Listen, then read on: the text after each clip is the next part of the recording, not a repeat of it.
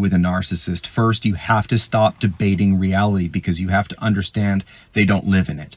They literally have broken reality testing. They live in an inverted bubble called the pathological grandiose self. This is how they protect against reality. Their psychic dynamics are stunted and juvenile, so they can never fathom that they are the problem in any situation, because they're filled with what's called alloplastic defenses. That means blame the environment, blame the circumstances, blame the people. Anything that they do that is not perfect, they confabulate details in real time, subconsciously, by coming up with believable alterations. They're selling themselves, essentially, to come up with a way where they're not the bad person, that the other situation, circumstance, or people are the bad people in this situation. They project and they don't even realize it, which is why you have to be careful of taking them seriously in reality at all, because there's a phenomenon called projective identification, where you're going to not even know it, but slowly start to become confused, thinking that their projections are your feelings, your reality, your insecurities, until you get to a point where you feel like you've totally lost yourself, essentially trading places with the narcissist. Stop trying to hold them accountable. They cannot do it. It will just result in Darvo, where they deny, attack, reverse the roles of the victim and the oppressor.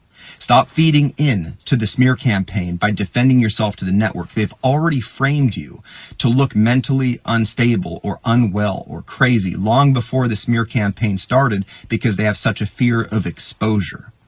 And most importantly, you have to understand that any emotional engagement showing any vulnerability, they will use that to map and model and further control you. So if you understand that their reality is literally stunted in juvenile frameworks, anybody that criticizes them is turned immediately into a persecutory object, and they view the abuse as them getting even or defending against a bad object or person.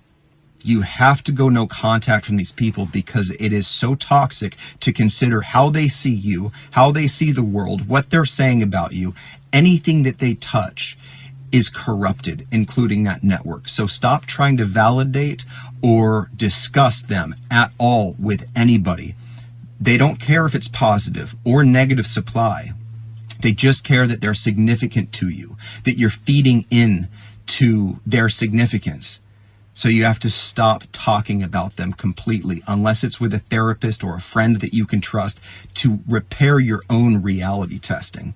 But essentially, you have to cut, disengage. If you have to communicate with them, yes, no answers, very bland, not to